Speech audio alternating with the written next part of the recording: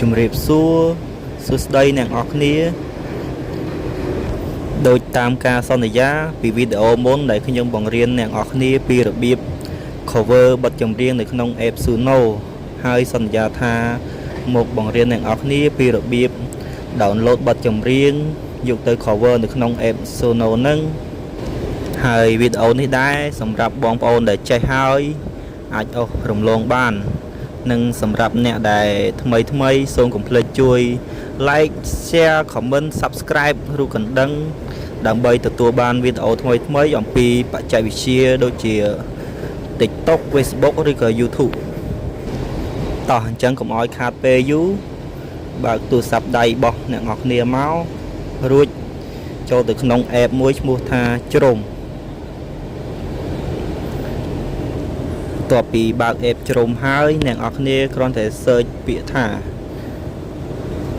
Y2 map នេះ Y2 map នឹងមកបន្ទាប់មកចុច link ខាងលើនឹងមកបន្ទាប់ពីចុច link ហើយយើងនឹងឃើញទម្រង់បែបនេះបាទបន្ទាប់ពីឃើញទម្រង់បែបហ្នឹងហើយយើងចុចថយក្រោយមកបន្ទាប់មកទៀតយើងចូលទៅក្នុង app YouTube របស់យើងរួចជ្រើសរើសបទចម្រៀងដែលយើងចង់ download បាទយើងអស់មកក្រោមមករួចរើសបទចម្រៀងមកបាទខ្ញុំរើសបទនេះតែម្ដងនឹកអ្នកធ្លាប់ខលចុចលើនឹងមួយមកបន្ទាប់មកយើងអស់មកក្រោមបន្តិចមករួចចុចពាក្យថា share នេះហើយចុចពាក្យថា copy link បន្ទាប់ពី copy link ហើយយើងចុចថយក្រោយមករួចចូល app ជ្រុំម្ដងទៀតបន្ទាប់ពីចូល app ជ្រុំរួចហើយយើងមើលទៅក្នុង cloud ហ្នឹងដែលគេឲ្យយើងដាក់ link ហ្នឹងយើងចុចឲ្យជាប់មករួចចុចពាក្យថា pass មកបាទហើយចាំ plate បន្ទាប់មកយើងចុចមកក្រោមមកអស់មកក្រោមរហូតដល់កន្លែង3នេះគឺគេឲ្យយើង download ទៅជា audio ឬក៏ជា MP3 ពីវីដេអូហ្នឹងទៅជា MP3 យើងចង់ download យកវីដេអូក៏បានដែរនេះយើងចុចកន្លែងនេះមកតែវីដេអូនេះយើងតម្រូវឲ្យ download ទៅជា MP3 ដើម្បីយកទៅ cover បទចម្រៀងបាទ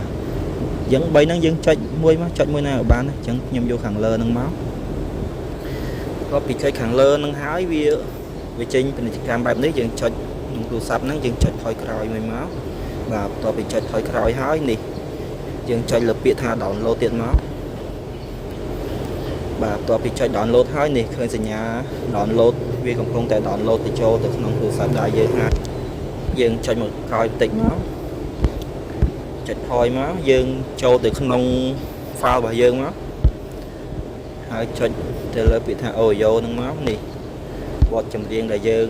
download ពីវីដេអូទៅជា MP3 របស់យើងបាទប៉ុណ្ណឹងយើង download បានសម្រាប់ហើយហើយវីដេអូនេះក៏ឈានមកដល់ទីបញ្ចប់ដែរ